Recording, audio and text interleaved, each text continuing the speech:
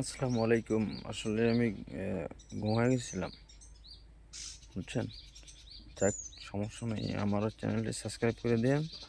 আরেকটা কথা হলো যে আমরা এই যে ৩০টা রোজা, ৩০টা রোজা রোয়ার পরে হচ্ছে আমরা কি করি? ডিজে পার্টির একটা আয়োজন করি, বুঝছেন? মানে আমাদের মতন আমরা যেরকম মানে হচ্ছে যে আ হয় না? মানে আমাদের মতন ছেলেরা তো এটাই করে। তো কথা হচ্ছে ডিজে পার্টি করেন, এগুলো খারাপ জিনিস। ৩০টা রোজা রোয়ার পরে ডিজে পার্টি কইরেন না। সতর্কমূলক একটা ভিডিও এটা। হ্যাঁ? এখন কথা হচ্ছে পৃথিবীটা অনেক কষ্টের। এটা সবাই আপনিও জানেন, আমিও জানি। কিন্তু কথা হলো যে ঈদে আপনারা সবসময়ের জন্য যেই টাকাটা আপনার মনে করেন ডিজে পার্টিতে লাগবে, সেই টাকাটা আপনি গরিব দুঃখী মানুষদের দিয়ে দেবেন। সেই টাকাটা হচ্ছে গরিব মানুষকে দিয়ে দিলে হচ্ছে আপনার কিছু একটা হইলো আরকি। তার একটা কিছু হইলো।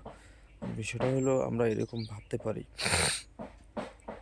আরেকটা কথা হচ্ছে মানুষকে সম্মান করবেন, অসম্মান করবেন না, ধৈর্য ধরেন। আল্লাহ আপনার সাথেই আছে এবং সবসময়ের জন্য কোরআন পড়বেন। কোরআন পড়ার পরে ওইখানে যে কথাগুলো আছে, দামি, দামি কথাগুলো, তার অর্থগুলো পড়বেন। আশা করি এতটুকু বলতে পারছি। আর আজকে তেমন একটা খারাপ লাগতেছে। মানে হচ্ছে খারাপ লাগতেছে বলতে শরীরটা খারাপ লাগতেছে। রোদ তো মনে করেন যে ভিডিও করতেছি এটাই বড় কিছু। আর আপনাদেরকে অনেক কিছু বললাম, সেটা বড় কিছু। কারণ হচ্ছে দেখেন, আমরা ৩০টা রোজা রোয়ার পরে আমরা যেগুলো করি, কেউ রোজা রয়, কেউ রইতে পারে না। এখন কথা হলো যে রইতে পারে না, দরকার নেই, সমস্যা নেই। আর যে রইতে পারে সে রবে, সমস্যা নেই। কিন্তু কথা হলো যে আমাদের মতন যারা ছোটো মানে ইয়াং ছেলেরা আছে, তারা এগুলো করে থাকে। আসলে এগুলো থেকে বিরত থাকবেন।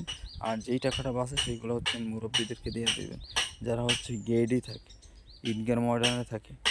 অথচ তারা একবেলা খাইতে পারবে, গোশ খাইতে পারে না, কিন্তু তারা একবেলা খাইতে পারবে। আল্লাহ হাফেজ।